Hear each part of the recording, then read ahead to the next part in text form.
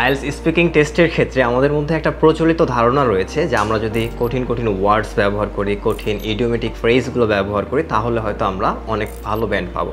তোমরা যারা আইএলটিএসের প্রিপারেশন নিচ্ছ, তোমরা ব্রিটিশ কাউন্সিল এবং আইডিপির ওয়েবসাইটে গিয়ে দেখবে এরকম কোনো কথাই কিন্তু সেখানে তারা নির্দেশনা হিসেবে দেয়নি।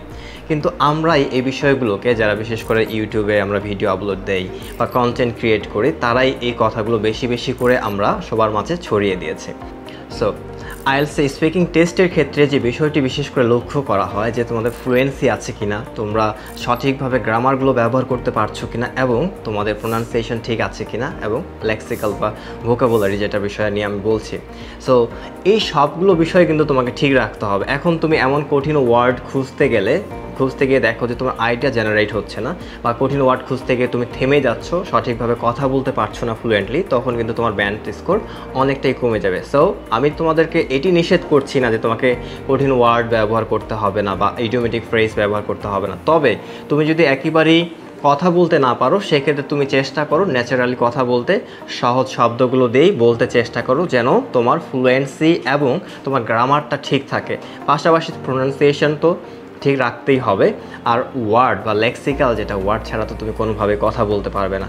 সো সব কিছু ঠিক রেখেই তোমাকে কথাগুলো বলতে চেষ্টা করতে হবে এবং ফ্লুয়েন্টলি বলতে চেষ্টা করতে হবে, তবেই তুমি কিন্তু একটা ভালো ব্যান্ড পাবে। আর যেটি শুরুতেই বলেছি যে তোমাকে একেবারে কঠিন ইডিওমেটিক ইউজ করতে হবে, কঠিন ওয়ার্ডস ইউজ করতে হবে, এগুলো মাথা থেকে বের করে দাও, তাহলেই দেখবে তুমি খুব সহজে ইংরেজিতে কথাগুলো বলতে পারছো। তোমরা যারা একেবারে ইংরেজিতে কথা বলতে পারছো না, তোমরা চাইলে একটি কাজ করতে পারো। বিভিন্ন যে কিউ কার্ডগুলো রয়েছে, সেই খুবই গুরুত্বপূর্ণ কিউ কার্ডগুলো নিয়ে নিজে নিজে একটু রেকর্ড করতে পারো, এতে করে তোমার ফ্লুয়েন্সি বাড়বে। পাশাপাশি তুমি একটু চেক করে দেখবে যে তুমি গ্রামারে ভুল করছো কিনা। আর কোনো কঠিন ওয়ার্ডস যদি ঠিকই ব্যবহার করতে চাও, সেক্ষেত্রে অবশ্যই আগে থেকেই তোমাকে একটু রেডি থাকতে হবে বা প্রস্তুত থাকতে হবে, এটার একটা অভ্যাস গড়ে তুলতে হবে, তবেই তুমি কঠিন ওয়ার্ডস এবং কঠিন কঠিন ইডিওমেটিক ফ্রেজগুলো ব্যবহার করে কথা বলতে পারবে, এবং এতে করে তোমার কোনো প্রকার ক্ষতি হবে না। সো আশা রাখি তোমরা সবাই বুঝতে পেরেছো আমি যা তোমাদেরকে বোঝাতে চেয়েছি। তোমরা যারা এখনও ইংরেজিতে কথা বলতে পারছো না এবং আইএলটিএসের বিভিন্ন বিষয় নিয়ে বিভিন্ন সমস্যার সম্মুখীন হচ্ছ, তাদের জন্য আরিফ একাডেমি একটি নতুন কোর্স ডিজাইন করেছে। তোমরা চাইলে সেই কোর্সটিতেও ভর্তি হতে পারো।